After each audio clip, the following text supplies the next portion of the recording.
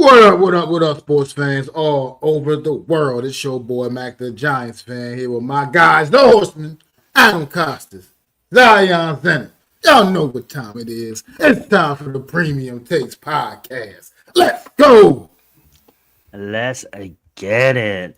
We still don't have an intro for you guys yet, but we will have that up and running soon. But welcome on another edition of the Premium Takes Friday, Premium Take Podcast on a Friday.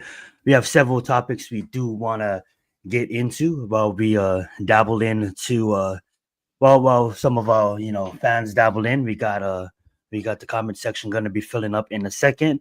But that being said, I just want to go over the week with you guys. How's your guys' week so far?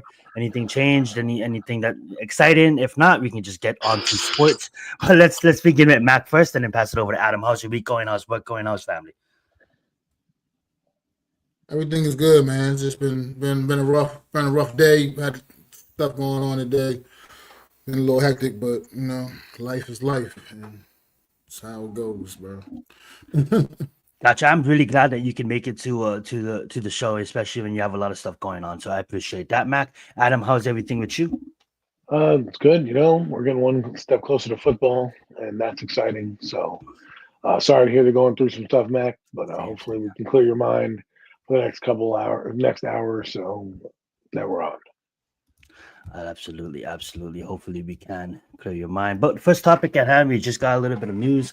Obviously this dropped last week, but we had a pretty hectic show, so we didn't really feel like covering it then. We feel we kind of waited out a week and then we can still talk about it. The GOAT himself, Tom Brady, the New England Patriots has revealed the 12-foot statue outside of the Allegiant Stadium, I believe, or it may be like Patriots Way. I believe it's the same place, but anyway, Patriots Way. They put a statue of the GOAT, Tom Brady, six times Super Bowl winning champion with the Patriots. What's your thoughts on it, Adam? Obviously, he deserves to be a statue, but Tom Kraft did say he wanted to get the statue up before the NFL inducted him to a Hall of Fame in 5 years. So what's your thoughts on it? I mean, the guy deserves a statue. I mean, he should own the team with all the stuff that he's done. I mean, the Patriots are nothing, without him. And as much as, I didn't necessarily hate him. Brady didn't really bother me. I wasn't scared of him when the Giants went up against him. But my quarterback I've always loved was Peyton Manning. But I respected Tom Brady from afar. And this brings me to a question that, bothers me or something that bothers me. People say, oh, well, he didn't have this or he was a check down merchant. Like he doesn't throw deep. Like, yeah, he did. If you watch the Randy Moss years, that guy was throwing the balls 50, 60 yards downfield all the time. Don't tell me he's not throwing down the field. All right. Like I know that he's a check down merchant because you don't like him, but when his first few years he started, you could agree that he was a check down merchant.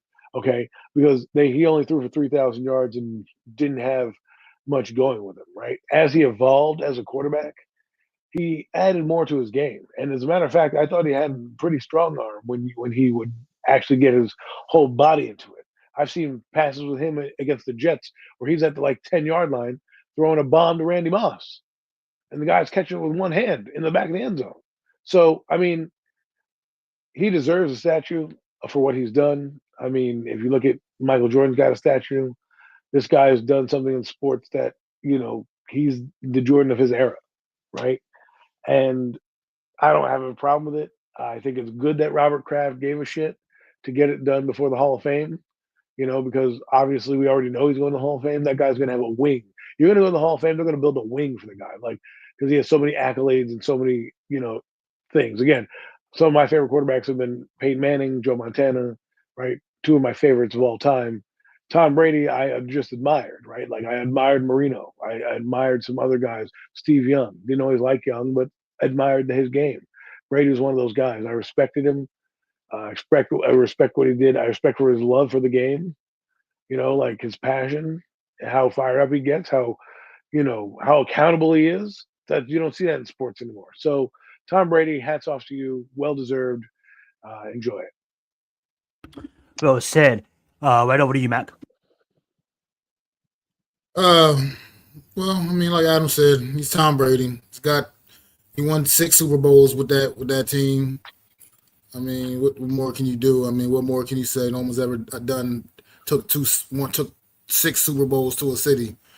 You know what I mean? So, I mean, the guy, if anybody deserves a statue, I'd say it's Tom Brady. But I did see a funny meme about that statue. It was funny. It was a funny meme. I wish I had it. You could show it on here, but it was like a picture of the statue and then a picture of Eli standing behind the statue, like, flexing his biceps behind the statue. It was pretty dope. It was pretty funny. but like I said, anybody deserves a statue. It's definitely Tom Brady. I mean, he's the GOAT. He just did amazing things for that city, for that team, for that franchise. I mean, He's a legend. I mean, who else could they immortalize like that? As far as from a player standpoint, I mean, you want to put a statue of Bill Belichick, I guess I wouldn't be mad at that either, I guess. But at the same time, as far as from a player standpoint, Tom Brady is it, man. He is you think about the New England Patriots, you think Tom Brady. I mean, I don't have much memory of the Patriots when I was a kid. They were pretty much a terrible football team most of my childhood. And I mean, they didn't become relevant until the late 90s, pretty much. Blow down that Super Bowl in the 80s. So, and they went on one of the most tremendous runs any will ever see as football fans in the early 2000s. So, I mean, what more can you say? Tom Brady, he's the GOAT. Well said, well said. I couldn't find that meme, but it is a funny one. Basically, I probably bet it is a funny one. You guys go try to check it out if you guys can. Eli Manning, Tom Brady meme. Try to find it on Google. Hopefully, Matt can bring it up. You was gonna say something, Adam? Real quick, the level of consistency he had for so long, right, in his sport, at a guy his age, like you guys got tip your hat to it. He's gone now. You don't have to hate Tom Brady anymore. You can now look back at his career and be like, wow, look what he's done, right? Because we always want to hate guys in the moment, and then when they're out of the moment, we don't give them the kudos that they deserve because we're still holding on to that. He's now in the pantheons of greats, right? His career is over. His I guess his football spirit is gone. Right now, his career is done. So now we can look at him with the all-time greats. We can have those conversations and debates, and let's just admire him. And that's what the statue does. And like Max said, the Patriots were ass before him. I mean, they started to become good in the mid-'90s with Drew Bledsoe and Bill Parcells, and they were building something, but they didn't turn it around until Brady started to win championships there, and they're synonymous now with championship football. So there's that. Well said, well said. And he is now, I believe, an analyst for Fox. He is calling games on Fox. And if you guys do want to, find out more, follow his life, obviously he doesn't need no plug, but he did start a media channel. He does do YouTube videos and he does some fun stuff.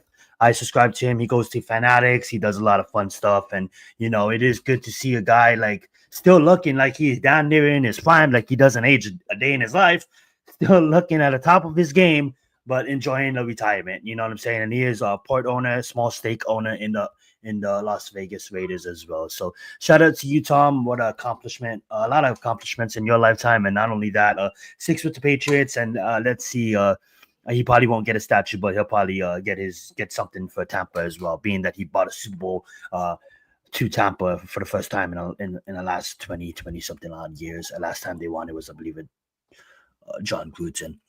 That being said, 2002. Thank you. That being said, guys, let's move on to our next topic at hand.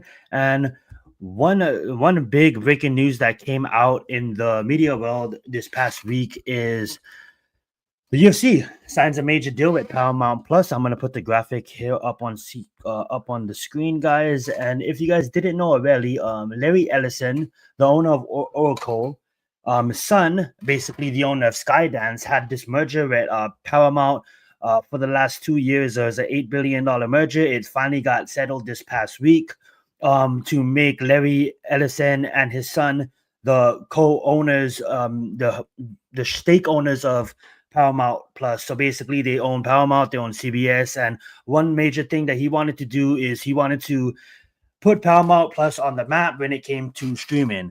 What was his first acquisitions was to buy South Park. So he basically bought all the rights for South Park. So now you can get all the South Park episodes and all the South Park on Paramount. Another thing he wanted to do was own a sport. And this is major because you can't really own the sport. There's not much sports for sale out there. Obviously, CBS has deals with the NFL to have games on their channel. But at the end of the day, you can't go out there and actually own a sport because all sports are already owned and taken up. But what he ended up doing is he was able, and before we move on, it looks like Mac did find that meme. So let's put that meme up real fast. Let's just rewind real fast and let Mac lock in and see this just in. Even Lord Jim statue unveiled behind Tom Brady is a bronze statue of Eli. Oh, I love that. Oh, that's a good one. We got Eli with a nice 20-foot statue compared to Tom Brady's 12. That's all good. That's funny. I love you sharing that. Thank you, Mac. I love that. That being said, though, what he went out there and a lot of the talks was the ending of pay-per-view and coming over and signing with the Netflix. So we all thought that the UFC was going to join Netflix, being that the parent company TKO that owns WWE already has Monday Night Raw on Netflix. So we thought like, hey, they was going to join with Netflix, but they didn't. They ended up signing with Paramount, a huge exclusive contract, $7.7 billion, $1.1 billion a year, ending the pay-per-view. So pay-per-views are now going to be exclusively on Paramount Plus and CBS. And it has been confirmed that the special 250th birthday of America, the special White House event, is going to be now live on CBS. So you don't have to pay for any pay-per-views no more. So fans like even Adam, you know, sometimes it's hard for him to follow all these sports and hard for him to even go in and watch all these fights on Saturdays with this pay-per-view model. Now that has ended. So if a fan like Adam is sitting on his couch on Saturday and he doesn't have anything to do, he can scroll into the TV, he can go over to CBS and watch the fights, and he can go over to Paramount Plus and watch the fights. That's just something I want to highlight. We're going to get in more on that deal with Raphael. I know we talked about a little bit of the streaming last week. Any comments on this, guys? No comments for now. What's up, Jack? Thank you so much for being here. Go right ahead, Mac. I mean, I don't really have much to say about it. I mean, it's just another big deal. I mean, moving on to Paramount Plus. I mean, I wish we could get the pay-per-views for free. How about that? We do get it for free. It's not free. You still got to pay for Paramount, though. I got Paramount. Well, you mean I can watch them as long as I got Paramount? Absolutely. 2026, no pay-per-view required. As long as you got Paramount, all the pay-per-views are free. Yeah. Well, the end of the pay-per-view has now ended. There's no more pay-per-views. Okay, good. Because I was tired of paying $70 for that shit every time I wanted to see one. But or watching it in low-quality, stupid streaming websites. Yeah, well, yeah, I got tired of that. So every once in a while, who was something big enough, I would just go ahead and come out my pocket for it. And, for the quality, for the good quality. Yeah, but that's dope, man. So I guess that's cool because I definitely I've had Paramount Plus for like 5 fucking years now. So that's good. Good for me. Before Adam goes, I want you guys to know that 5 years ago, the UFC had partnered with ESPN for a 5-year deal for $1.5 billion. In the last 5 years, look how much the UFC has grown. They just did a deal for $1.5 million. That deal has now ended. 5 years are up at the end of the year. They just did another deal for $7.7 billion. What a rise of the UFC. Go right ahead, Adam. Kudo! I think this is now you're starting to see something that I've been preaching for a while. We're heading the streaming / content era, right? Where they're getting, it doesn't matter if you have Paramount Plus, they're going to sneak it in right now. It's already added with your subscription. Guess what? In 2 years, they're going to say, well, now your tier needs to go up if you want the package. If you want the pay-per-view package, you're going to need to pay the $50 a month to get the pay-per-view package. Plus, you get all this other content with blah, blah, blah, blah, blah, blah, blah. That's how it's going to start. Right now, they're giving it to you for free and good if I have Paramount Plus because, of course, we have every streaming site known demand. Why we cut the cord, and I feel like I'm spending more money cutting the cord than I was before. I just had one cable box because I have to buy every damn streaming service under the sun. I tried to leave one of them, and they were like, "Oh, well, you don't want it for $10. We'll give it for you for $3." Oh, okay, I'll stay a few more months now. Streaming services. I'm just saying, that's what they do. The thing about the streaming services is they all have like some kind of signature show that you just gotta see. That's like must see. You got it. So he's like, you just need this. You need Paramount for this. You need HBO. You need Max for this. You need whatever. It's like it's just craziness. I'm just saying. Think about it, right? So now you have Paramount Plus, who they're getting free subscriptions anyways, because not everybody's buying UFC. So you're getting fucking hand over fist money for no reason because I'm subscribed and I don't even watch the fucking They fucking do Paramount Plus. have the So- whole Taylor Lewan's universe, you know, that Yellowstone, the Mayor of Kingstown, and he does make some Right. good hits. So I'll let you continue. Though. I'm sorry, that's No, what. my point is that UFC is in a win-win deal. It's not like they're losing money on here. With pay-per-views, you needed the Yes. subscriptions. Well, these subscriptions everybody already has, so they're going to get money from the people who don't watch the fight. You know, the people who are watching the cooking shows, who don't even know the fight's going on. Their money is still going in to, you know, the deal with Paramount, right, and all this stuff, and all the distributors and things like that. So it's not it's brilliant for the sports events like UFC, like WWE, because WWE kind of built the model with this. They went to their own network for a while. It was $10. Romance in the building. I don't think they had the right infrastructure, you know, for them to build it out. So they eventually moved to Paramount, who already had, you know, subscribers because they wanted to watch Law and Order, like binge watch Law and Order. I'm guilty of that, but you know, 26 seasons, you've got a lot of binge watching. So you go over to Netflix and you have a whole library, and you're on the Peacock, where you're getting all those people who want no ads and everything that's tiered. So it's you're going to start seeing more of it. The NFL's already done it. You already said that. You already saw them. They already told you it's going to cost over $1,000 to watch NFL games in the next coming year, because they're going to be on every damn channel. So it's just where we're headed, that we're in this age right now. So, you know, get ready, buckle up, because more streams are coming.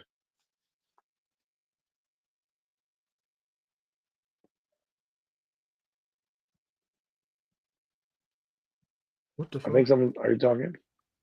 Oh, sorry, I muted. I'm Great like- stuff. I thought my damn earbuds messed up for a second. That was on me. I did the common rookie mistake I make every other episode, where I just stood talking right out the mic being unmuted. Come on, Daniel Jones. I know. That being said, though, we do have a lot of Giant stuff to get to. Yes, We got a yes. preseason game to recap. We got a game to go to look excited for. We can talk about the Caps with the Jets. We can talk about a lot of Giant stuff. But we're gonna move that later on in the episode. What I do want to talk about first is so early on in the season, guys. I don't really expect both of you guys to really be invested as far as invested as I am, because you guys both follow the WWE, and that alone takes a lot of time. So I know you guys are not invested as much as I am in the college football this year. So I'm kind of gonna take the lead on this one, and I'm just gonna kind of go over the AP.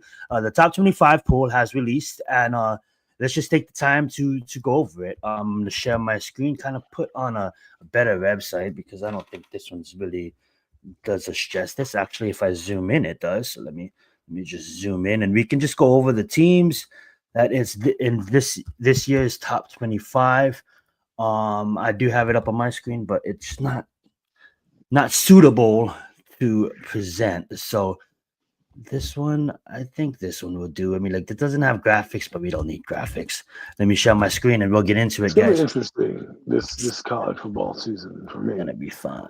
because they're getting paid now, and it's going to be Sure. interesting to see how teams, you know, kind of build their team together, right? Because you see in North Carolina, they got a GM and all this stuff, and they're running it almost like a pro organization. How many more teams are going to start to do that? Boston College, I heard, is trying to get a GM because they have Bill O'Brien over there, and they're trying to run it kind of like an NFL program, you know. And it's just like, wow. I guess we'll go with Maybe- ESPN. You know, maybe this is interesting. Maybe the college football season is going to be a little bit different this year, you know, with so much more riding on it. Like, there was stuff riding on it, but now you have money, investors, so much going on. It's going to be crazy. Well said, and thank you, Adam, for holding it down while I find these shorts. So what I did, guys, is let me pull up my notes, because I took notes on every team, and as we go down the rankings, please stop me, guys, if there's any team that you guys want to cover. As we get closer to the top 10, we'll kind of slow it down. Teams that was left out that I wouldn't say should have been there, but, you know, obviously has a chance to get there. It's preseason rankings. You got BYU with 156 votes, Utah 144, Baylor, Louisville, SC. As you can see, Georgia Tech. I like to see UNLV on that list. Nebraska looking to have a good roster, and Matt Rule coming back as head coach as well. And then you do got Colorado there receiving 1 vote as well. I do believe that Colorado does have a pretty good roster as well. James Madison topping the list at 9 votes as well. So those are the honorable mentions. You see SC there at 64 votes. Tough schedule. I'm not going to be unbiased. I'm not going to talk about my team. I'm just not going to talk about it in this episode. This episode, we are going to focus on the top 25 as I pull up my list. So we got Boise at the top. Now, Boise, nothing to really say there. They're just, a Power 5 program. They lost key pieces on offense, but just based on what they did last season, they're ranked there. Tennessee, obviously, notable, losing Nico to UNLV. That's why the Volunteers has dropped there. Big play when it comes down to the quarterback position, especially in the respected conference. That really does matter. We got Texas Tech Raiders there at number 23. Don't really know don't really know much about them, but all we know is the experts do respect them this season. So close team to keep an eye on. Iowa State Cyclones coming in at number 22. The Cyclones team is known for their strong defense. So the reason why they're in the top 25 is the college football experts think that they're going to have a really strong defense, and that's going to be reflection on their consistency under head coach Matt Campbell. So they do believe that their defense is going to be tough this season, and their head coach is going to make the offense, suitable. Now we do got Lane's Killefin, Ole Miss, our Jackson Deutsch alumni. Not really following them. So obviously they just make it into the top 25. Okay, then we got Indiana at number 20. We got Texas A&M, College Station, Texas A&M. The Aggies always a tough program, always going to give their heart out. Improved since last season, and last season they was not the best team, but they did put up fights, and obviously in the SEC, it's just a tough conference in general. So you got them ranked at 19th. You got the Oklahoma Sooners ranked right above them at 18. You got Kansas State Wildcats due to their coaches, their consistency at quarterback, their consistency at running back, a lot of returning players. You got Kansas there at 17. SMU Mustangs, obviously a program that's been on the upswing in the last recent years. We got them at 16. Florida Gators, obviously, with the young quarterback looking to be in his second season now. The question with the Florida Gators is their head coach, Billy Napper.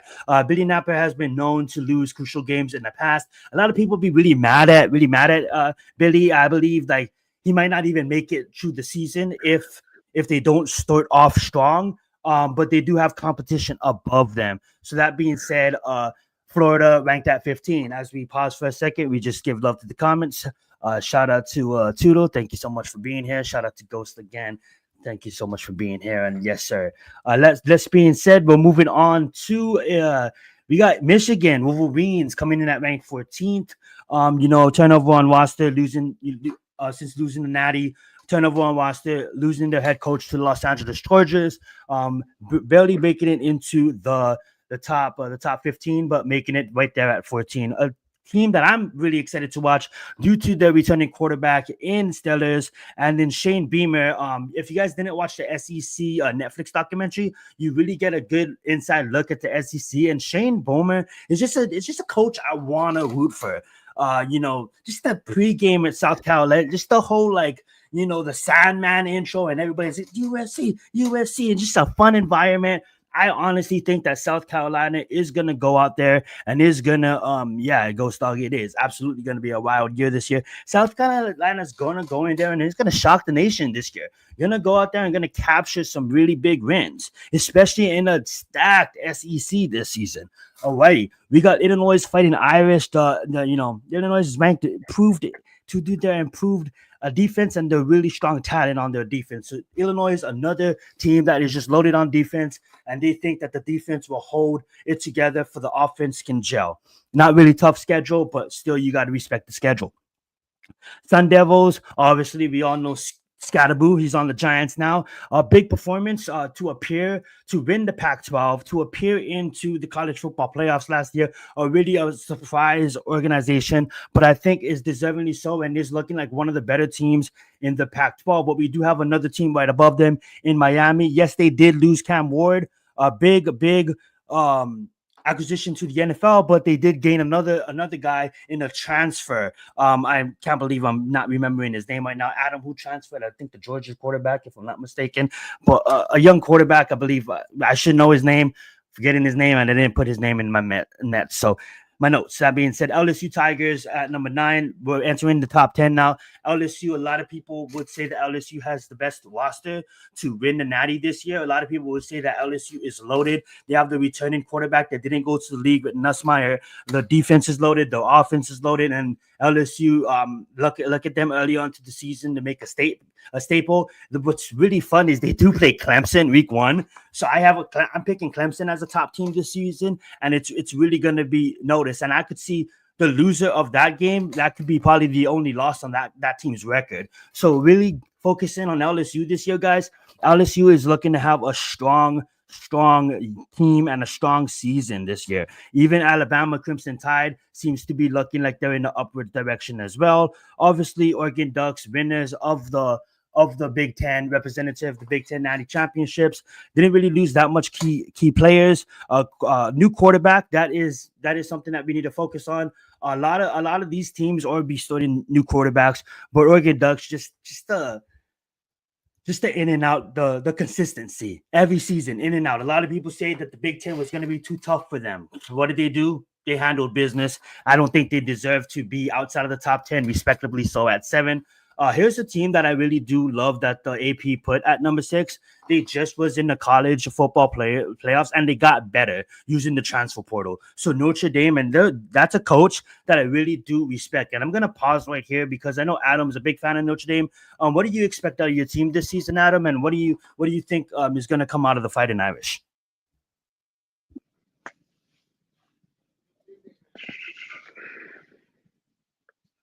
Hopefully he's here. I don't think maybe he stepped away for a second. Yeah, I think he did. All right. Moving on, then we can go with the Georgia Bulldogs. This is one of the top teams in the SEC for recent years. You know, the only SEC team in recent years to win back-to-back before the title got taken by Michigan and Ohio State in recent years. Adam, now that you fixed your mic, what do you think about your Notre Dame Fighting Irish this year being ranked at 6? I love them at 6. I think they deserve to be there. What's your thoughts on them? Let's see if they can prove it. Last year they went to the playoffs. They were a game away from going to the Natty, right? They lost in the semifinals. I think that they're going to have to prove it because they don't have Riley Leonard anymore. The quarterback behind him is actually, was a little decent, but again, you're changing that position out. They lost some guys to the NFL, and we'll see if they can do it. They got, Notre Dame. They're going to always be in it, but do they have enough in the end? And we'll find out. They deserve to be in the top 10 at least. I didn't think they were going to be this high, but after last year, they deserve to be there, right? So, and I think the top 10 looks exactly like how it was. The only team that probably should be at the top higher is Ohio State, obviously, because they won the Natty last year. So I don't know why they're 3. I don't make the power rankings. I just look at them. But to me, that's dumb. But we're talking about Notre Dame. Notre Dame 6. I think that's about right. 6, 7, 8, 9, 10. I mean, they deserved it. They were in the playoffs last year. So if you're doing the preseason rankings, top 10 they deserve. We'll see how good they really are. It's hard when now the bullseye's on your back. Wow, Texas is number 1. Somebody's sleeping with somebody. First time ever. Yeah, Texas. We definitely get to Texas being at number 1. Let's just round out the top 5 right now. We got Georgia Bulldogs, obviously Kirby Smart, the consistency, being a powerhouse in the SEC, new quarterback play. So that's probably why they're not ranked higher. Coming in at number 5, I think is deservingly so because their defense is so dominant that they're looking to dominate again. I explained my reasons on Clemson, why I think they're a powerhouse program already on other shows, but with Dabo Sweeney already has a championship under his belt with Trevor Lawrence, hasn't been back ever since to that Natty. With Cade Klubnik as the quarterback, where you see him on screen with Parker and some of the guys that we have. I'm not even a Clemson fan, I'm an SC fan, that they have on defense. I mean, like, they're just loaded, and that comes to my Texas point, but we'll make that a little bit later. Ohio State, we have Jeremiah Smith, the wide receiver of the nation. This guy's a rookie, and putting up stats like he did, he's probably going to be the first rookie taken, the first wide receiver taken number 1 overall when he comes out, just based on the quarterbacks that he's going to come out with. But that's in 2 to 3 years. We talk about that later. But just the defense and him alone, not him alone. Obviously, the Buckeyes have a top tier team altogether. But Jeremiah Smith, the cousin of Geno Smith, absolutely a dog, and he showed it. True freshman, 17 years old, and winning the Natty. Absolutely amazing. What a dog. We got at number 2, we got Penn State. The reason why Penn State's there is the returning quarterback of Drew Outler, expected to take a big step forward.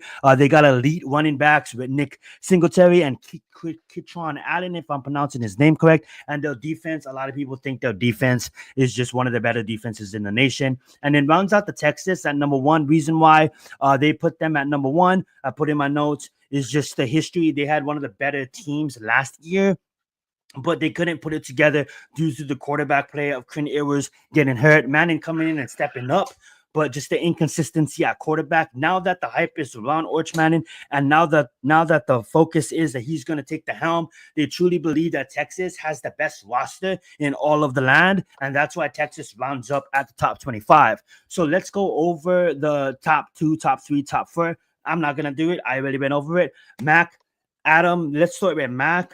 I gave you the reasons. Obviously, it's preseasons. They do believe that Texas has the best roster in all the land. But I do get to your point. I mean, like, how does Ohio State fall to 3 when they're the defending reigning champions? And they have a top-tier roster as well. Go right ahead, Mac. Do you agree with this list? Don't you agree with this list? I mean, it's just the preseason list. So, I mean, things will shape themselves up pretty much after game 1. Pretty much. They do play each other game 1. Arch versus start will be against Ohio State. So, I mean, Texas has never been ranked number 1, apparently, in the preseason poll ever. So it's the first, what seems kind of odd to me, is the history of Texas. You would think that, damn, never have they ever been ranked number 1 prior to the start of the season. I mean, but it's interesting. That's an interesting fact that just kind of came across this past week when they unveiled this list. But other than that, I mean, it's preseason. We'll see what happens. The preseason poll, right now, you don't really know what's what. At the end of the day, Clemson could all of a sudden just rise to the top. I mean, any of these teams can rightfully just rise to the top at the end of the day when they start playing games and you start really seeing who's truly the cream of the crop. So, I mean, it's good for right now, I guess. Well said. Adam, what's your thoughts? And I really do love how they put Notre Dame at 6, deservedly so. I would have kind of been defeated if they put them outside of the top 10. I know we covered that, but what's your thoughts on the top 5? If you can hear me, I think that Ohio State should be 1. I mean, I don't know how you go from being, winning the Natty and then not being number 1. Doesn't make any sense to me. I don't care if it's preseason or not. You're college football, right? Like, what are we doing here? You get the national title to be what? It looks like Adam had some technical difficulties. When he'll come back, we definitely will let him go. I'm gonna take the time to kind of look at it, and I love the respect to Notre Dame. I love the respect for Penn State. I love how LSU is not listed in the top 5, but I do love that how they put LSU in the top 10 because of the fact that I do think that LSU's roster is really strong this year. Said I wasn't going to talk about them, but I think SC has a big chance to really prove a lot of people wrong this year too. I know we're listed at, what is that, inside the top 30, so we're right there at number 29. But number 29 is not that far off. If you have any one of these teams losing in preseason week 0 or week 1, USC comes out there, and obviously it's going to take time because we play a shitty fucking team week 1, a Division 2 team. So by week 3, SC could definitely climb into the college football playoffs.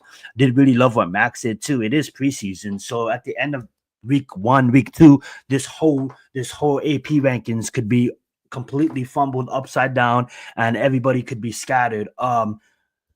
Hopefully Adam gets back because I don't want to move on without him making his point on Ohio State. Mac, any thoughts that you want to maybe bring up that we didn't talk about college football? If not, we probably can move on. Go right ahead. I mean, not really. No, I don't really. I mean, okay. like I said, just wait. Season will be starting in a couple of weeks, and we'll just start seeing from there, man. With these, who's going to rise to the top, man. I love it. I love it.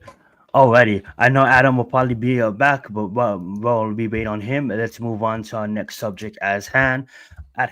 Now I know this guy been looking good, Mac. He's been all over practice, not only on our offensive line, but on our opponent's offensive line, whether it be the Bills or whether it be the people we're practicing a bit against with the Jets. We have experts saying that he's the biggest thing coming out since the who's who. We have people saying that he's already going to be better than Sticks after his first year in the football. I know it's too early to tell, but I just want to bring this question up.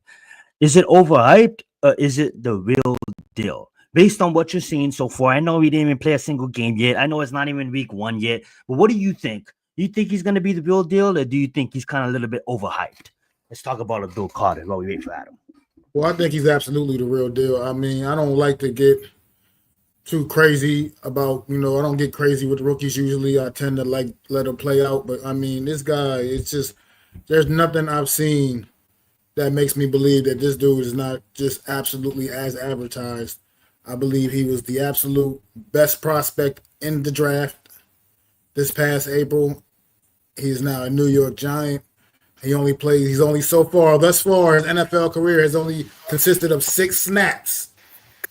But it was about as impressive as it gets in such a small sample size.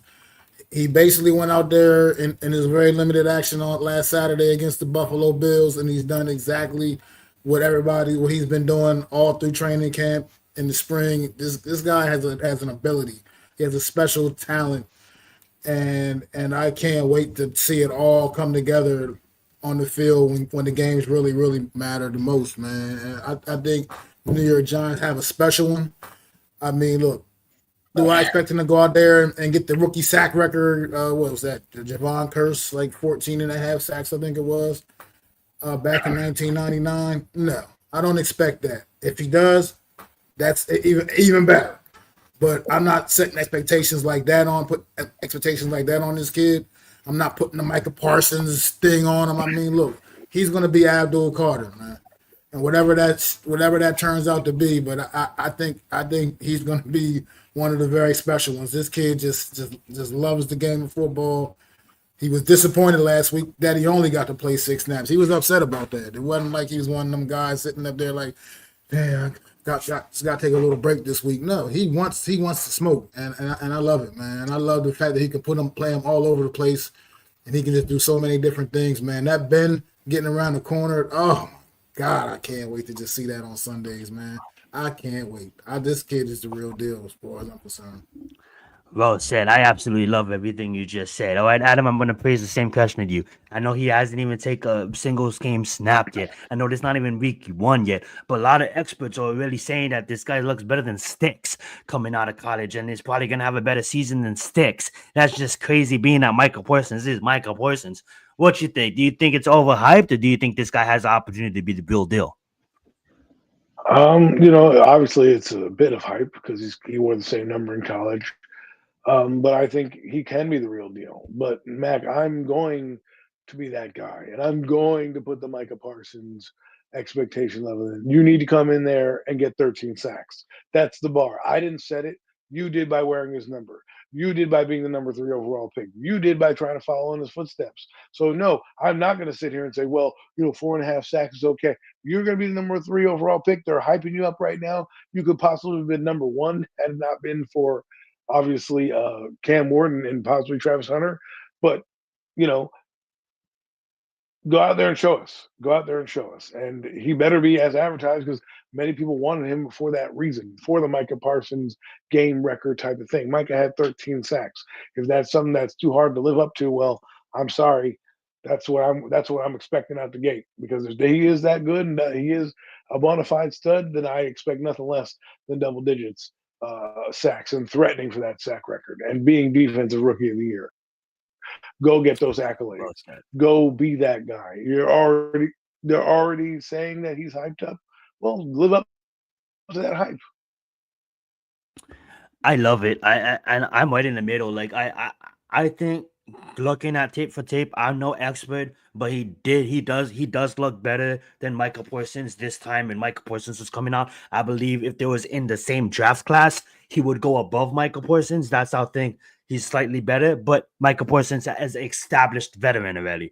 So at the end of the day, it's when you drop a name like that, you're established veteran. But when you come out and you say I want to wear number 56, that's big. That's pretty heavy. I really think that this guy's gonna go out there and have a big major season, defensive rookie of the year type shit, because he does have veterans like Brian Burns that is treating him like a rookie. He has veterans like Sexy Dexy that is gonna like there's a Kayvon that is sexy. Dexter right there that is gonna demand double coverage no matter what. So he's gonna in his first season, he's gonna get a lot of one-on-ones and he's gonna win a lot. And despite injury, hopefully that he can really come out and the rookies in general can come out and really produce for this roster this season. That being said, not to rewind, but I believe Adam, you was just gonna say that you think that Ohio State deserves to be number one. Do you have any other opinion? Should we go back to college football, or do you want to move on? No, my computer glitched out. I just think Ohio State being the national champion should have been ranked number one, and we can just leave it at that. Okay, beautiful. I'm gonna let you start this first one. Because ESPN has came out, like you brought up in the text, that they came out with the top 40 wide receivers, and we got Leak at number 5. Adam, what's your thoughts on that? Malik Neighbors at 5th on the wide receivers in the NFL right now. Now, this is a bit overhyped. Well, I like Malik Neighbors. I think he's going to be a bona fide stud. I don't think he deserves right now to be top 5. And the reasoning I'm going to say is many of the reasonings that other people put for quarterbacks that might be ranked higher than they should be. If people can rank or give the opinion, well, Jaden Daniels doesn't deserve to be a top 10 because he only did it for 1 year, then we need to do the same thing for Malik Neighbors, right? We can't just say, well, he's better than DK Metcalf because, I mean, Mike Evans is like 27th on the list, all the way down. That guy is a Hall of Fame career. But, Malik Neighbors did it for 1 season. Good, congratulations. He was injured. It's not like he had these bomb numbers. He had 1,200 yards. That's great. Quantified. He probably has more, but there are guys that I think deserve to be a little higher than him. Amon St. Brown, someone brought up, has done it. So my question becomes, what is it?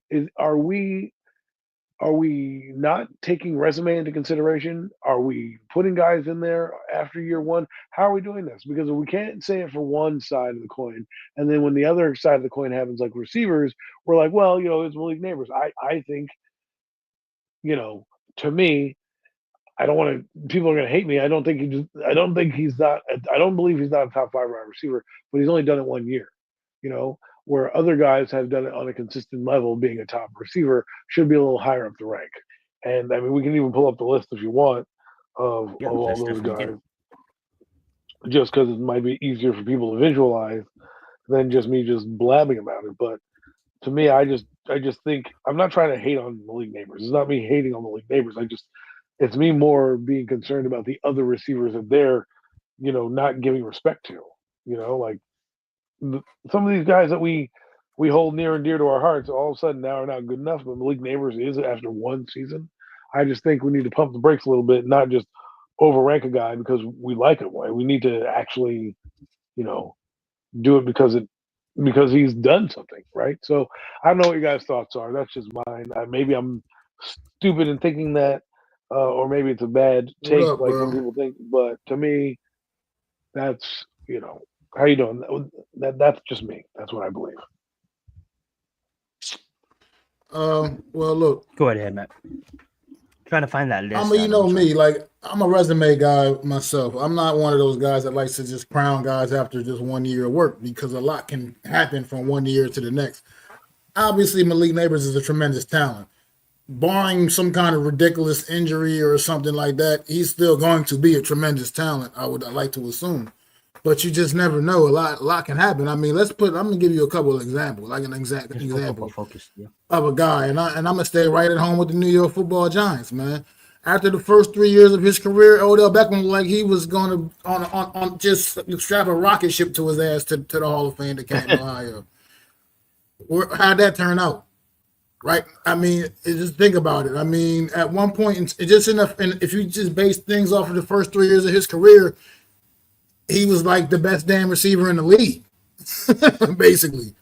And obviously the injuries caught up to him and everything, and it didn't pan out that way. Now, does anybody you don't see Canton, Ohio, and Odell Beckham Jr.'s future anymore? I mean, it's just the reality of the situation. It's how things go. There was a point in time in Chad Johnson's career that he was looking like, hey, this guy's on his way, and then it just fell off a cliff, man. I mean, it just is. It's just how it be, man. Right now, I'm not one of those ones that's going to put these guys up above like guys that have a legitimate body of work, that have consistently done it for multiple years and have proven that they're here to stay and they're going to be at the top of their game, as long as they're here. It's like you said, Mike Evans is like you said, he's definitely, you're going to see Mike Evans in Canton, Ohio one day. I mean, this guy's had 1,000 yards his entire career, every season of his career. I mean, no one's ever done that, ever. So, right. I mean, it just you gotta pump the brakes a little bit. Malik Neighbors is a tremendous talent. I'm not shitting on that by no means. We know what he is, and the fact that he did what he did a season ago, given the state of the New York Giants quarterback room, maybe that's a little something. You put a little something extra on it, I guess. But I have key information that might make this list a little bit more notified. Like when you guys bring up Mike Evans, I salute and I agree, and I was gonna agree with you guys on the take, but the new information I found, it kind of changes the take. Adam's not gonna like it because we know how Adam feels about this, but it was ranking the top fantasy wide receivers. So when you say fantasy, that makes everything. That changes everything. That's a different perspective on it. That's a different perspective. Yeah, that's a different perspective. Yeah. And if that Malik Neighbors is definitely a top 5 fantasy. Malik is a top fantasy because he's going to get a lot of targets. Yeah. That's absolutely true. Yeah. Does that change your opinion, Adam? No. Because I'm just saying, because to me, what they're basing the rankings off of last year, and I don't know what I'm going to see with Malik Neighbors. Is he going to get higher volume because now we have more weapons supposedly? Right, we have a quarterback that's going to distribute the ball more. So I don't know. I just think these rankings are what they are. Maybe I misread it, and I thought it was top 40 in terms of just overall receivers. That's what happens when you have gotcha headlines. But it's still, at the same time, I still think that who knows? He's already, and he's being rested right now in practice. So will his foot hold up? I just think. You got to prove it to me. I don't know how they make these rankings in fantasy football. I don't play. That's just me. But if you're looking at the Giants as a whole, there's going to be more targets given out. Isn't there? Darius Slayton, Wan'Dale Robinson. Hopefully Hyatt, but that doesn't look likely. Anybody want to tackle this question? Do you think I don't think. Do you think the wind is going to be a problem this week? Is the weather supposed to be bad? Yeah, I don't know. I mean, I don't know about the weather report up there. I don't feel like the wind is going to be an issue tomorrow in the game tomorrow. But I get what you mean. Overall, that wind does swirl through that stadium. Like you get into November or December down there in the MetLife, that wind definitely swirls through that stadium. But I know nothing about that East Coast weather. all the quarterbacks have strong arms. I'm not worried about it. Dart. This is why you got guys like Dart, Winston, Russell. It's actually a good segment too, Adam. Into our next point. Right. So think about. Wilson was with Pittsburgh last year. They had a lot of rain and crappy weather and snow. He played in the snow game, I do believe. So it's not like he can't play in weather. He didn't have a noodle of an arm like Daniel Jones did, right? Who couldn't play, who didn't have enough of an arm to get through the wind. Phil Simms just couldn't play. It didn't matter what the heck. It could have been perfect, clear, and sunny. It didn't fucking matter. All right, let me use this quarterback. Kerry Collins for the Giants had an arm that could get through all types of weather. Phil Simms, same kind of deal. Eli, he didn't really. He could brave the weather. It just took a little bit off his fastball, but not much. But every quarterback in the Giants has been able to throw, and I don't believe it's going to affect them tomorrow. I mean, it might in terms of the ball being slick. So Jackson Dart, you might worry about with him because this is the NFL, but it's also preseason, so I'm not really. I'm just making sure everybody gets out of there healthy. Who gives a shit what the real result is, right? Yeah. Well, on the preseason, the game tomorrow night, real quick, because I was thinking, like, you think they should approach this more like a dress rehearsal game tomorrow night? I mean, I want to see the starters at least, the It is offensive game starters 2, especially. so yeah. I want to see them especially at least the whole first quarter. Give me at least the whole first quarter with Russell Wilson and the starting offense. At least the whole first, because I just feel like I need to know what we can expect out of this offense. And also something we've been talking about.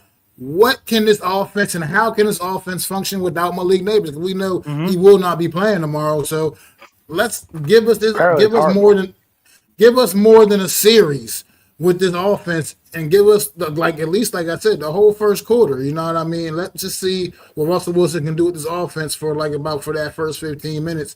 And I'm just curious because, like I said, especially without Malik Neighbors out there, just to see in the event that Malik Neighbors goes down in the regular season, what this offense, what we're in store for if he's not available, if he's not truly not available to play when it counts. So I mean, that's how my thoughts. I don't know if you guys have any thoughts on that. I know that this is a segment that we're talking about. I'm going to make my case for why I think that we're really missing the boat here and what we really should be focusing on. To me, I could care less if Russell Wilson starts his preseason game. I need to see the kid. I need to see the kid against. If your goal is not to start him this season, and you want to make this quote unquote the dress rehearsal, then I need to see him out there for this game to see what I can get. How can I evaluate him? Will he elevate his game from week to week? Because at the end of the day, that's what you're trying to evaluate. I don't need to evaluate. I was going to go into that too, but go ahead, Finn. I'm sorry. I was going to go back into that too. We definitely can go into that. In terms of starting, to me, like the things I need to see out of the starters, like I wish Cam Scatterbo was here because I'd love to see him play. You know, I want to see some of these young guys who are actually going to who may not be fully in the mix, so to speak, during the regular season. That's what I want to see. Not that I don't disagree. I think you should have your starters play, I guess a quarter, whatever. But I need to see the young guys. I want to see the Bo Collins of the world, because we have no receivers. We haven't had Neighbors for 2 weeks. I don't know where Hyatt's going. I feel like he's on the bubble. I don't know what you guys think, but I think that guy is going to be traded. I have a feeling just disappointed in general. I don't think he has any trade value, honestly, but I think he will be playing tomorrow. Where is he? I think he will be playing tomorrow because he's been back practicing for last couple of days and stuff. So, this is he should be out there on the field tomorrow. You know what I'm disappointed about? Here's the thing. Get into the main question at hand. To answer Matt's question, I agree with him. I think this is game 2, so it should be a semi-dress rehearsal, because game 3 should be pieces that you don't know if they're going to make the roster. Should be like backups competing against backups trying to make the roster. I don't want to see starters in game 3, being that we only have 3 preseason games. So this is the game where it should be like a dress rehearsal. But what I'm disappointed is like and Robertson. I'm really happy with Robertson. I do think Robertson takes a big step forward this season. What I'm disappointed is that this team, we spend so much damn draft capital on these receivers. Tony's an unrestricted free agent, not even in the league no more. And where the hell is Hyatt? And this is not 5th round picks we're talking about. These are both, one's a 1st round pick and one's a 2nd round pick. So why are we giving up these damn near draft capital? And where the fuck are these players? So I want to see Hyatt on the damn football field tomorrow, because of the fact that, dude, we spent a 2nd round pick on you. Like, what is going on? You know what I'm saying? Third round pick. Third round pick, but still a top 3 pick. They traded up to get him. Yeah, so it's like, what think you think? Top 3 round pick on him, Well, he's amongst obviously. Oh, go ahead, Adam. Oh, sorry. I just think that he needs the most to prove, and he hasn't been out there. And to me, you invested a lot in him. And I'm not even happy with this receiving core, to be honest with you. Like Max said, Malik Neighbors, who's been dealing with some type of injuries, I don't know how serious they are. I heard from, or I didn't hear him from, but in Jordan On's podcast, he mentioned during the practice that the offense struggled without Malik Neighbors. And I've brought that up a couple times. Like they don't have a playmaker that the defense is scared of, right? Like the Tyrone Tracy's of the world and those guys.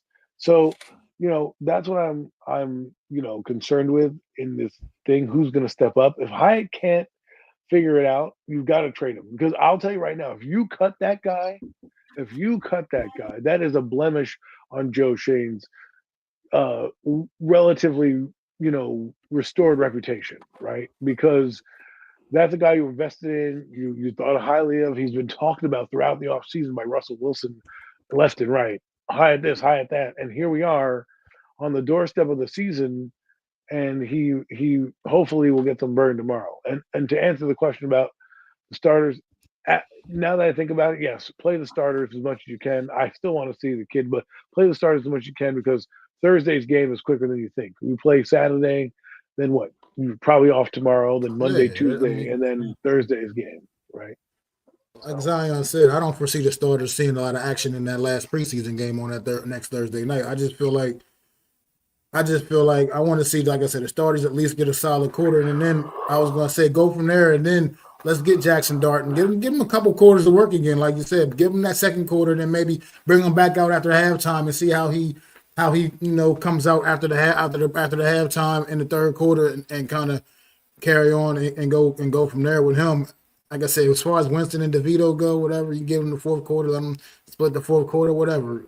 But at the same time, I just want to see, like I said, I want to see this offense function without Malik Neighbors and see what we're expecting, what we're in store for. Because like you said, if the reports are right, the offense struggles without Malik Neighbors. I want to see just how much it struggles. And then another thing I want to see also in this game, we talked about Jalen Hyatt.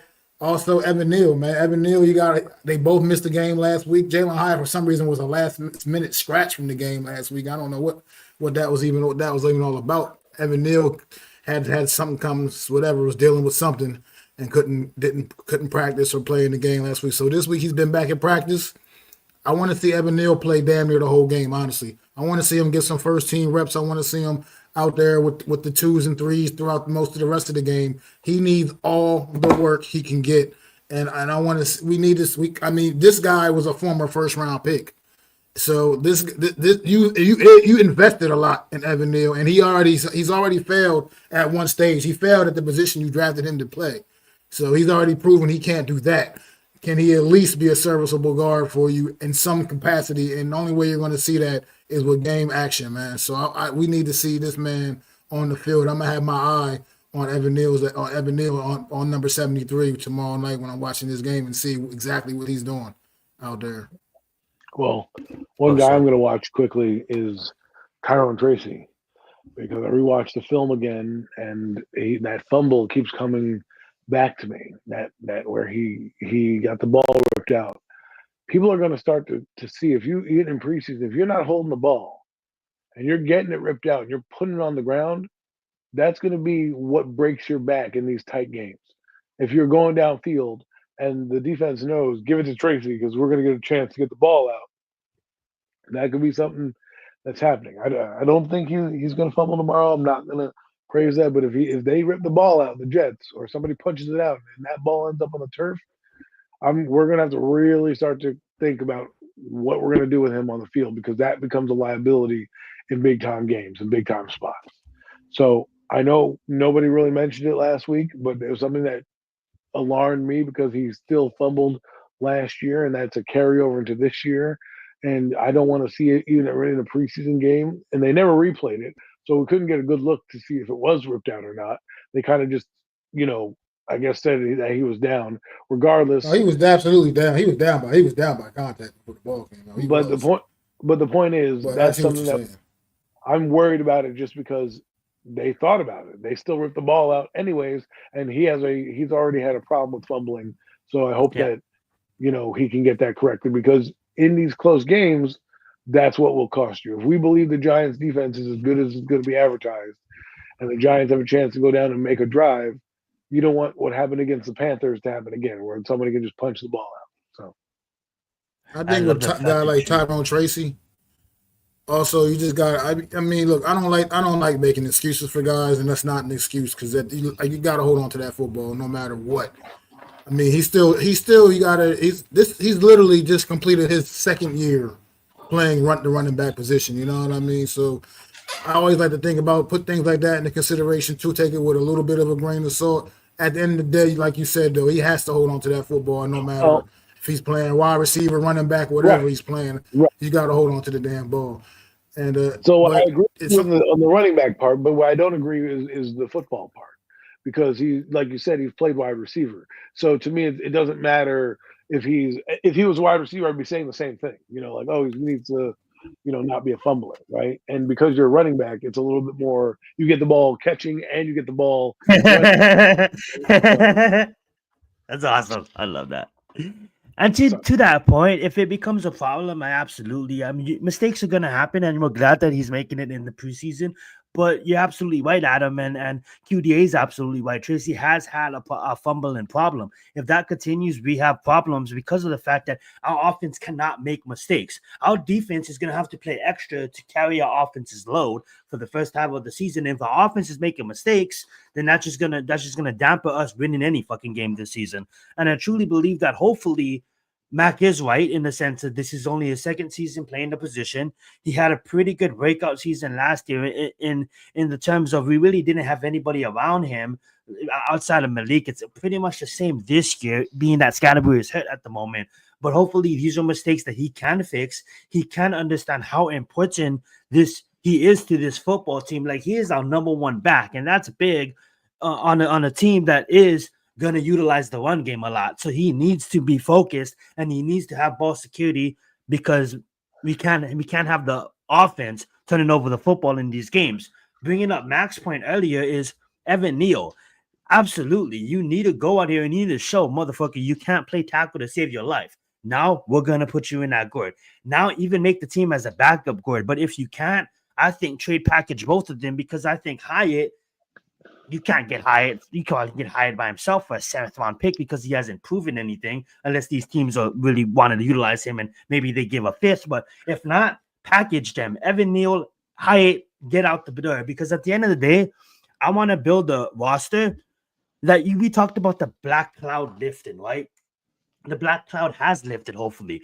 We're trying to build a roster of people that's gonna fight for every inch. It's gonna give everything to the respective position. And for Hyatt, I'm not meaning to kick a kid while he's down, but for the fact that you can't even get on the football field, it tells me something. So hopefully he can get on the football field, and hopefully they can give him the opportunities to make the big plays.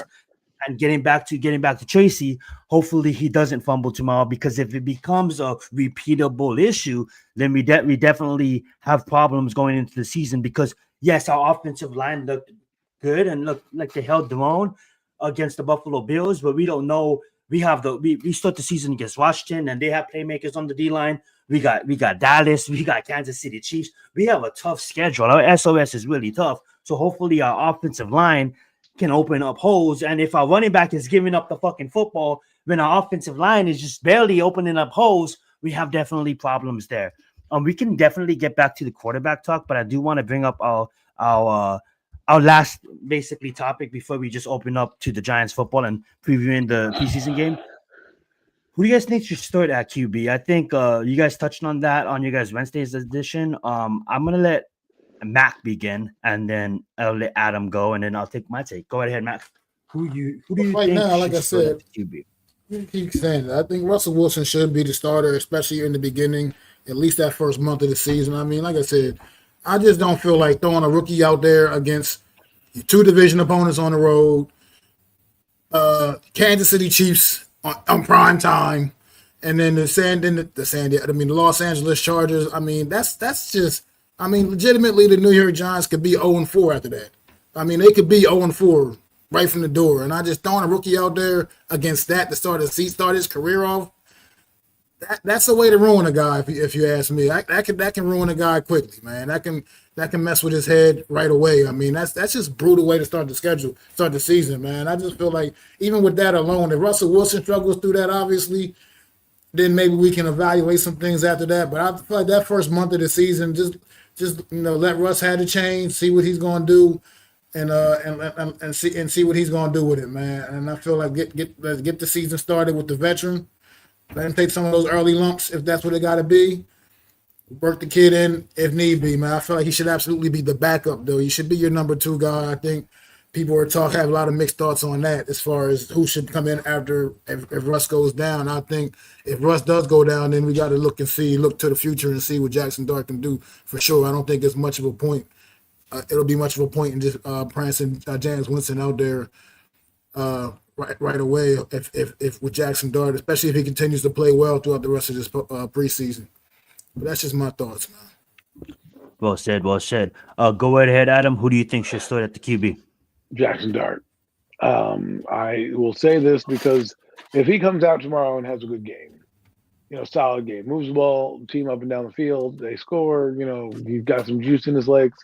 Why can't we expect 2022 numbers out of Jackson Dart, right? We were not at, it wasn't really, you don't need to ask him to win you games. You just ask him not to fuck the game up, right? And if you have easy reads and he's doing the things that you need to do, Russell Wilson is basically, that's what he's going to do. Russell Wilson has got paid $10 million. He's a backup quarterback at this point in his career. It's unfortunate we don't got Russ in his prime, but we have Russ, and I think that's what people are happy about. But if he's going to be just average, because he's going to have 3,000 yards, or he will have is like 20, maybe 25 plus touchdowns, okay, fine. But if he's playing like he played in Pittsburgh and just kind of just average, well, then I want to see the kid. Because if you're going to give me average quarterback play, I can do the same thing with a young guy. Brian Dable's already shown you that he can get, guys to play within a system very well. And, exactly. Don't you want a guy who's going to get better every game and not a 37-year-old? I just want a guy who's starting his career rather than a guy on the back 9 who's basically a whole 18, right? Trying to hang on and cling on. Now, don't get me wrong. I think he's a valuable resource, and what they've done in that room has been fantastic for Jackson Dart.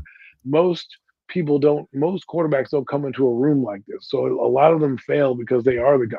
A lot of them fail because they're like Cam Ward. They go into a room and they're the top dog and they don't know how to conduct themselves and do all this, and all this pressure is put on them. Jackson Dart shouldn't have that pressure put on him because Brian Dable and Joe Shane are the ones that need the pressure. But for me, I'd rather just start the kid. And I understand you're talking about hostile environments. Well, guess what?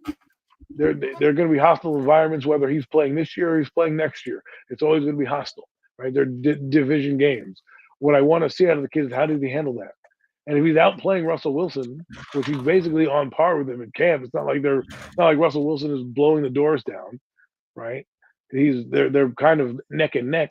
Then put the kid in and let me see what he can do. Because I know Brian Dable is not going to put this kid in a position to fail. I just don't believe it because he didn't do it for Daniel in 2022. Daniel failed because once they expanded the playbook, he didn't know what to do. His brain short-circuited. This kid has already showed you he can handle more and more of the playbook. And with mentors like Winston, like Wilson on the field next to him, pointing things out, coaching him up, he has a better support system here than most quarterbacks have had in their time frame. So to me, if you start him, you've got that wealth of knowledge behind him to be like, all right, kid, you got these guys to lean on. They can help you out throughout the game. Unlike Cam Ward, who's going to be looking at a second-year head coach who's never been there before and trying to figure out how to do it, right? This guy's got Brian Dable, Shea Tierney, Mike Kafka. He's got Winston and now Wilson in that room propping him up. This guy is in the right situation. Let's see him do it. Let's give him a chance. I absolutely love both points. I absolutely love how the chat is getting in the conversation, and thank you guys for doing that. And I agree with both parties, but I'm going to have to side with Mac and QDA.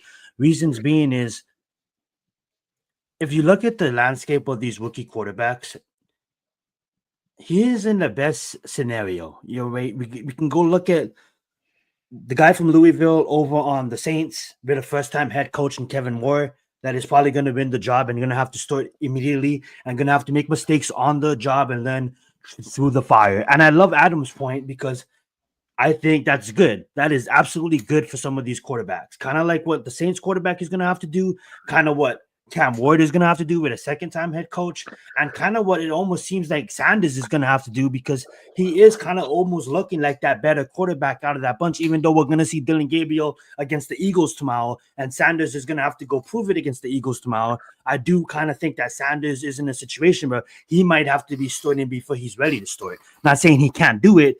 I'm just saying I do love the situation that Jackson Dart is in, because we do have a veteran quarterback that can be in crucial situations in games where he's going to see a defense and he's going to be like, yes, I remember seeing that defense from year 7.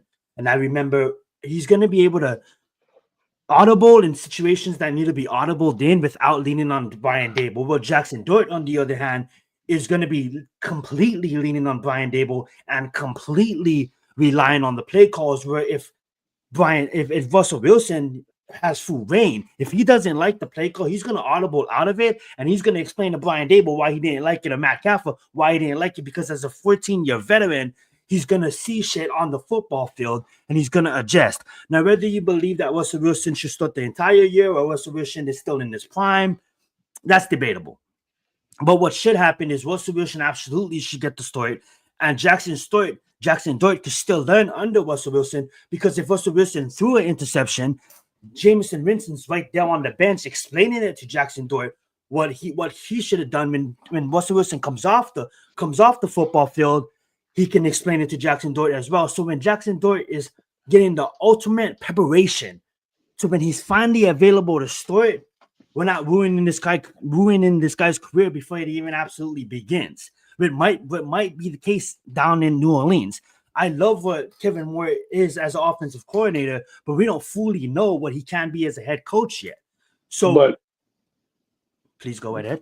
The thing that is interesting that you said is, I'm hearing what you're saying about them, and I'm looking at these teams that have far, I guess, less to lose than the Giants, so to speak, and yet they're willing to put a guy out there who has maybe never done it before, right? And here we are, drafting a guy who's playing well, adapting to doing things, impressing in camp, right? And we're afraid we want to put a timetable on it. Well, I don't want him to play the Chargers now. Well, guess what?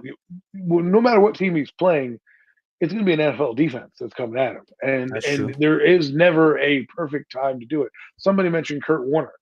Kurt Warner, again, they had Eli Manning. They wanted him to start, but Eli didn't get the playbook down and wasn't really doing well. Then they decided, you know what, from the top was like, yo, Kurt Warner ain't going to be here. Let's see what the kid has. I'm pretty sure John Mara is reading the reports as well and wants to see what the kid has. No offense to Russell Wilson. And the reason why I keep telling you, I want to see what the kid has. I'm excited. You know what I'm saying? We're all excited. Yeah. When you look at the contract, right? If let's break the scenario down. If they got Stafford or they got Rodgers, you're not seeing Jackson Dart on the field, because they probably are going to try to invest in a Super Bowl run with these guys while they're still in their state. Russell Wilson's not doing that. Russell Wilson, what he is essentially doing is stabilizing a position that has been in flux for years and giving you a name, right? In terms of Russell Wilson and his ability. Now, do I think he should be the starter? If anybody should start, it should be Jameis Winston if you want to start a veteran, because I think he gives the offense a little bit more juice with his downfield passing. And just what he has done in practice, to me, I would like to see him with the full offensive line, and I would like to see him with Malik Neighbors slinging that ball down the field. So, go ahead. No, go ahead. I'm sorry. I like to say this, and then I like to get Mac's point too, and I want you to continue too, Adam. But I like to say this. I think it really comes down to where your individual thought process, all of us, and every single Giants fan, where is your individual thought process on Russell Wilson? So I'm going to give you mine. My thought process on Russell Wilson, he was playing good football when he took over the starting job from Justin Fields. Then the Pittsburgh Steelers O-line just had plague after plague after plague of injuries, and then he started playing bad football. So when I'm judging Russell Wilson, I'm looking at Russell Wilson that, hey, if everything goes accounting to, I'm looking at it when you had an offensive line. I'm not judging you for your last 3 weeks. I'm judging you for the weeks you had an offensive line. And the weeks you had an offensive line at the Steelers, you was doing pretty good. Now, there's reasons why the Steelers didn't want you. That could come down to Adam could use that on his reasons why he doesn't evaluate Russell Wilson's of being high level Russell Wilson. But I honestly feel, as my individual evaluation on Russell Wilson, I honestly think like this guy may have what it takes to, I'm not saying take us to the fucking top of the mountain, but at least make us competitive. And if you make us competitive with this defense, I think I want to see you store it. Now, what is your individual? Real quick. Go ahead. I think you're missing what I'm saying. Not starting Russell Wilson is not an indictment on Russell Wilson, right? Okay. It's not saying he's bad or he's good. He's average, right? We have 3 years of data to prove that. From Denver on, he's been he's not in his prime. In Pittsburgh, he wasn't right. In Pittsburgh, he wasn't that great, but they brought him. I talked about he's a bridge quarterback, entitled bridge for a reason. Right. So for me, I'm looking at it like I don't need to waste time seeing Russell Wilson out there because I know that Brian Dable can still work with the young quarterback enough because I've seen him do it with a shittier quarterback and Daniel Jones to get him to throw 15 touchdown passes. Now I can see him doing that with the young quarterback and relying on the defense and saying, all right, kid, you don't need to win us games, but you give us more juice at the position, right? You can move around with your legs, you can scramble, you can actually run, a RPO and people are not going to catch you and stuff. I just think he brings more juice. Now, again, the guy that I would start of the two of veterans is Jameis Winston because I just feel that he brings an element we haven't seen in throwing the ball downfield with his huge arm that Russell Wilson is not always doesn't do now in his older years. He's a check down guy, kind of wants to take the safe route and he'll throw a moon ball every once in a while, but Jameis Winston don't give a damn. He's just gonna sling it. So for me, but like you just said, he's gonna sling it, and a lot of times he slings it to the other team. I mean, that is true. Yeah, that's facts. But at the end of the day, we're not trying to have turnovers on offense, Adam. I just want to have fun out there, man. Russell Wilson, I get it's so fun to watch though. He's so fun to watch. He throws an interception that wasn't an interception because it was offsides, but he just doesn't care. He's like, I'm gonna just do it again. The last thing I'll say, so and I'll give the mic back to Mac, is the contract is what really is telling to me, right? Because you drafted a quarterback, you have a guy here who's the lowest paid quarterback in the NFL of all the starting quarterbacks in the league right now, and that or one of, I'm sure Joe Flacco is probably less, but the point is you're not paid highly. So the Giants already know that they can pull you at any time. If he's playing at or just as good as Russell Wilson throughout the training camp, I should start the kid. There's no point in not starting the kid who's outplaying the guy in front of him. That's what I'm saying. We want to get the best players out there. If he gives you the best chance to win because he gives you more of an element to the game, put him out there. Don't let Russell Wilson stop you. Now, I sign on to that. I co-sign on that. If it's week 5, go ahead, Matt. And you haven't talked. I was gonna say if it's that overwhelming of a difference, then I could be fine. But right now, I'm not necessarily seeing that. I'm not seeing like. Right, let's go back. Okay, Russell Wilson's rookie season when he went there as a third round pick to Seattle, and they had just signed Matt Flynn to that big contract. There, when you watched Seattle in the preseason that year, you saw the difference. You saw a significant difference. Where it was like, okay, we gotta start this rookie, even though he's a third round draft pick, and we just paid this guy. I mean, I don't see that significant of a difference right now between the level of play. I see a Jackson Dart, a guy that's been a young guy that is getting better every day. He absolutely is getting better every day. He's made me a believer. I believe the future can be bright with Jackson Dart. I don't want to ruin Jackson Dart. I don't want to throw him to the fire a little too soon. Especially when you got 2 veteran quarterbacks on the roster that for right now can take some of those bullets while he's still developing and learning and just getting completely more comfortable in the NFL. And I know it takes game reps to truly get to where you need to be. It does take game reps. That's what I say. I want to see Jackson Dart at this season for sure. But I feel like, do we really need to completely rush him out there like week 1? I just don't necessarily see that. I don't see how that benefits him. Especially given what you're throwing them out there against. Like I said, I stand on that just alone. What you're throwing them out there against is something that could absolutely ruin a kid. I feel like that schedule is just wouldn't do him any favors. I mean, And I get it. It's the NFL, and no matter who you put them out there with, I heard that point. It's an NFL defense, but use the resources we have. You know what I mean? Because at the end of the day, it still is about the New York Giants overall being better and making positive steps. You didn't bring those guys in. You didn't bring Russell Wilson, James Winston in for just for no reason. You know what I mean? Just to still just throw the rookie. That's what you pretty much brought them in for, is to avoid having to throw the rookie out there right away. So I mean, that was the purpose of bringing guys like that in. Otherwise, you would have just left. You would have just re-signed Drew Lock and been good with Drew Lock and Tommy DeVito and had Jackson Dart just come in and be the guy. There was no way they could have signed Drew Lock after that performance. He would have been shot on the spot, my friend. Like with Drew Lock as a thing. That's the one quarterback you could not tell me, oh, let's bring him back. Hey, you can bring anybody else in the NFL in. And I would have been like, okay. But Drew Lock, if he brought him back, man, if I was John Mara, I'd look at him and be like, well, you are fired. That's your quarterback plan? You are fired today. Good stuff, my friends. Continue on Giants conversation, though. I'm going to give the mic right back over to Mac because I think he was trying to make a point. But go ahead, Mac. Continue your point we was going to make. Let's end the show for the last 10 minutes. Just kind of previewing what do you we talked about what we expect to see against the preseason game, but just overall Giants talk. Just go ahead and talk Giants. Go ahead, Mac. Oh, like I said, we were talking about the preseason game earlier, and like I said, I feel like this would be a valuable time for them to treat, like I said, dress rehearsal for this young team and see what you got. Like I said, especially on the offensive side of the football. Defensively, sure. Do I want to see Abdul Carter take more than 6 snaps? I would like to see a little more than 6 snaps as well from him. I want to see him face a little adversity. I want to see how he reacts when maybe an offensive tackle does get the best of him. You know what I mean? The Jets got that one guy, I can't remember his name offhand. That one tackle they got is a solid offensive tackle as well.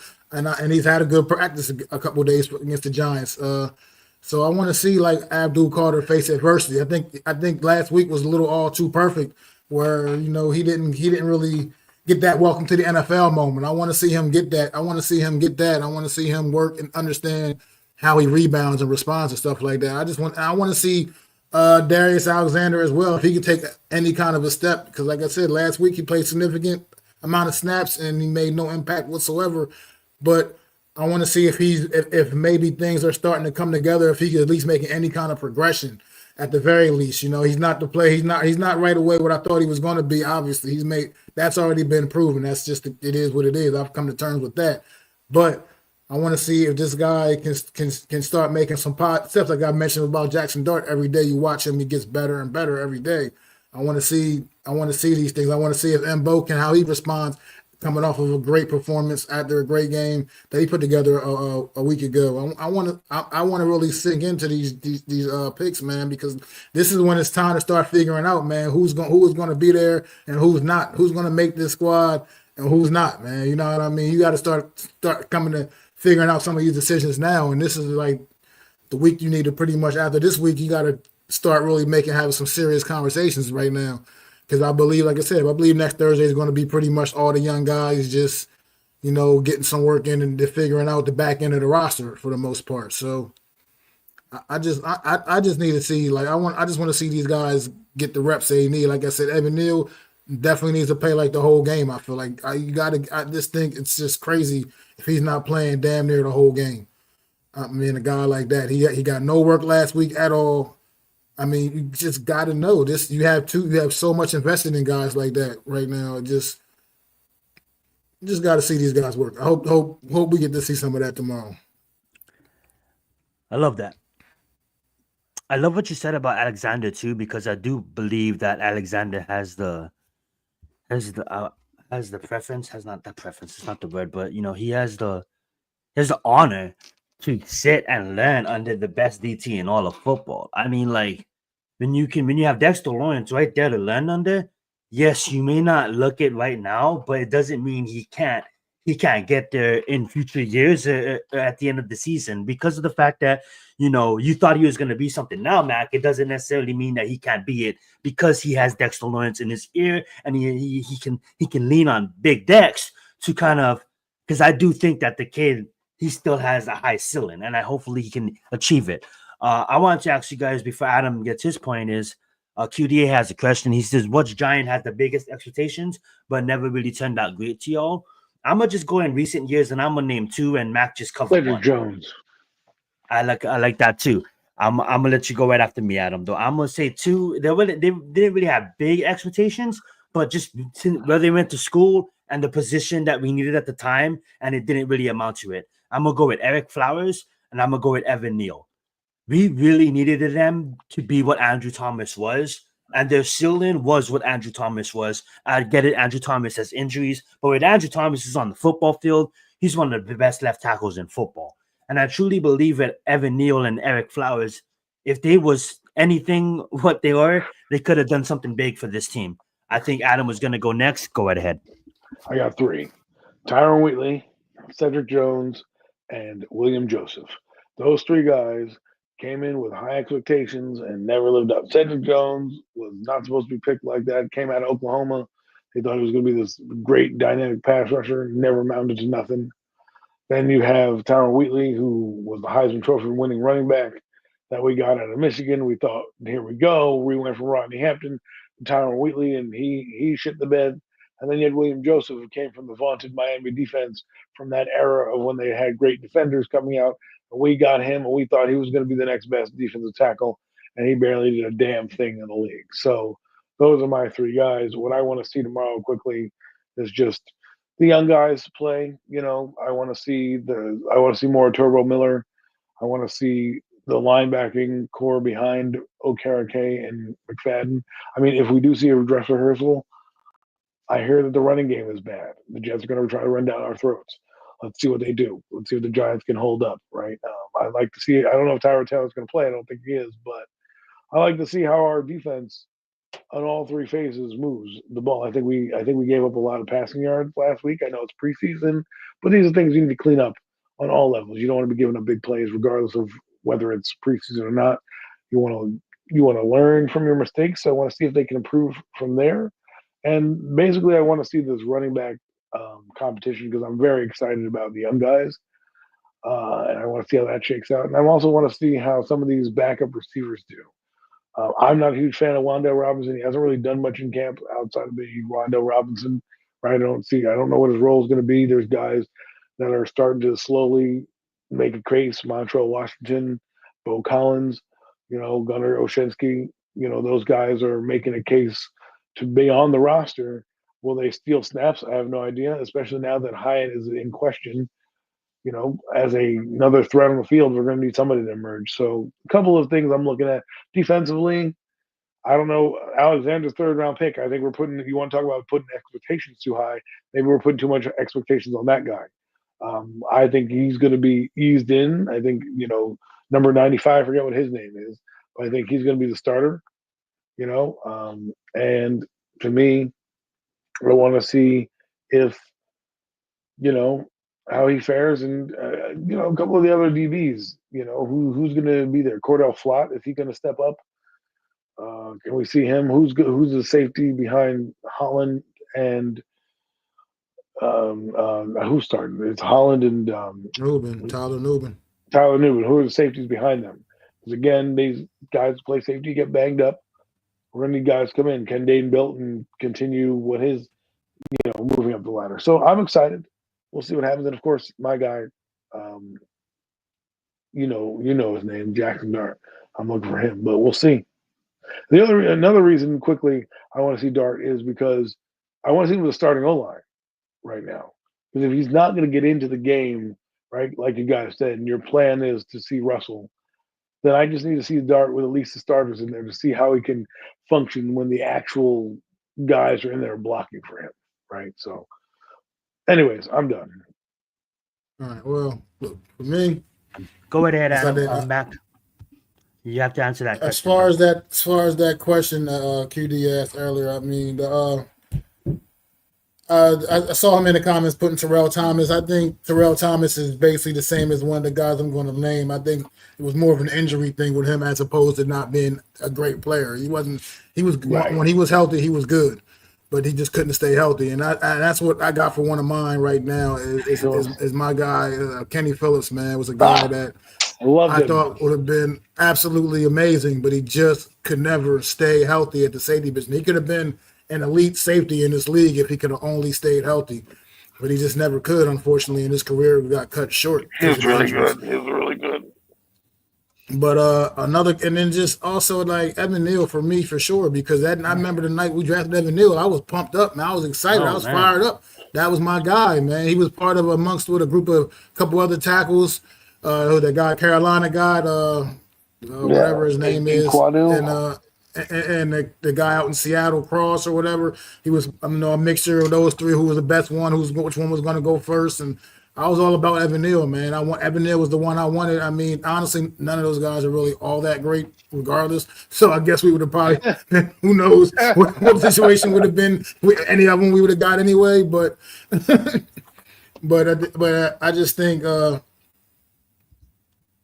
that Evan Neal disappoints me, man, because I really believed in that guy coming out. I thought he was going to be that right tackle, that bookend, and we were going to be set at tackle for years to come with him and Andrew Thomas. I really believed that initially, and all he did was come out and disappoint me, not being able to play the position, having just sloppy footwork. It's just been bad, and so that's about all I got for that right now. I mean, there's a couple other guys. Adam, you named, like you said, Cedric Jones was definitely a big disappointment. Thought that he would have been that guy as well, man, when he came out. But that's how it goes with all franchises. Deal with that. Had these picks that just don't pan out. But another guy, Matt. What was that?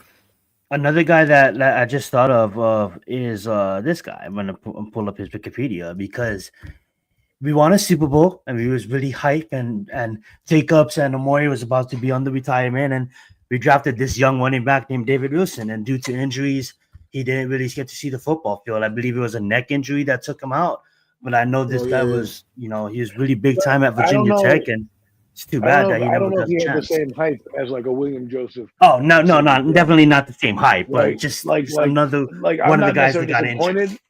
I'm sad about him because I liked him. Right, Wilson, and it's unfortunate, like Max said, like Terrell Thomas was good. I don't think he was bad. Larry Donnell, I can't be mad at. He was an undrafted rookie free agent, so like when we talk about disappointment, he exceeded expectations. Right? Yeah, he made the team. When I think of disappointment, I'm like guys that were drafted that were coming in that we drafted that were supposed to be good and I hoped. Kenny was good, even though he had a degenerative knee. He still played at a pretty good level. He could have been better. His career could have been longer. I get it. Steve Smith, same thing as a receiver. We could have had him longer. His career was cut short due to injuries as well. Keem Nicks, go down the list. But in terms of hype, like guys like William Joseph was talked about because Jeremy Shockey came in, and then the next year they were like, oh my God, we have a chance to get William Joseph, and he was a complete bust. Right, Tyrell Wheatley comes in, he wins the Heisman Trophy, and all this hoopla is coming in with him, and he completely was a wash, right? And like, you want to talk about a disappointing career? Ike Hilliard, that guy had his first neck injury when he came in 1997. One of my favorite players of all time is Ike Hilliard. So when I think of guys who didn't meet expectations, I'm looking at like William Joseph's, Cedric Jones, because Cedric Jones was blind. We got jumped for Jonathan Ogden, so we panicked and picked Cedric Jones instead. And the Giants have had a history of this. They've had a history of there's many other draft picks I can go down the list that have disappointed me with their picks. There's several. Several. You can go to like so many. So the fact that you brought up Ramses Barden in the chat. Goodness gracious, how many chances did the Giants get that guy? Every year they thought he was just going to be the new Plaxico Burress. Every year he's going. Ruben Rand. I just talking about Matt Pert last night. Like Matt Pert. God. Like goodness gracious, why do we just notorious for keeping guys around? We just keep guys around and just like, maybe you're going to get better. You stink. That's like we'll keep you. Well said, fam. Well said. We're doing it right now with Josh. We're doing it right now with Joshua Azudu. Like literally, that's what we're doing with Joshua Azudu. Like every year. Like no offense to me, Azudu shit on my take because apparently he's having a great camp right now. So he's really sticking it to all the critters. Have a great game against another team. That's what I want to see him do. How about that? Like I've never seen him do that. Man. So Well, you have Josh Rizzuto, I have Wandale Robinson, and we'll go from there. So Well said, fam. All right, it won't pass the mic over to Mac. Any final points? If not, wrap it up, end the show. Let's get out of here. nah, man, I'm good, man. I'm Good good. stuff, fam. We thank y'all for coming out tonight, man, on this Friday evening, hanging out with the Horsemen. Make sure y'all go to all our channels, hit that subscribe button, go to Adam's channel, Adam Costas, hit that subscribe button, hit the like for the stream, go to Zion's channel and do the same thing, hit the like and the subscribe for the and subscribe button over there, and do the same thing at my channel. We really appreciate it, man. We'll be back next Friday. We'll be wrapping up the preseason action. We'll be talking about I guess we'll talk about tomorrow's game and next week's game all in one show. I guess we'll have all that to talk about next Friday night. So, yeah, I'm back to Giants fan. I'm back to Giants fan. This is Zion Zenith. That's Adam Costas. Throw them fours up for our guy. I'm throwing them up, but I can't be seen. Jeffy T. Always with us, man. Always with us. We always gonna love you, Jeff, man. No doubt indeed, man. Rest in peace up there. Rest in paradise, brother. I'm an angel. It's your boy, Mac the Giants fan.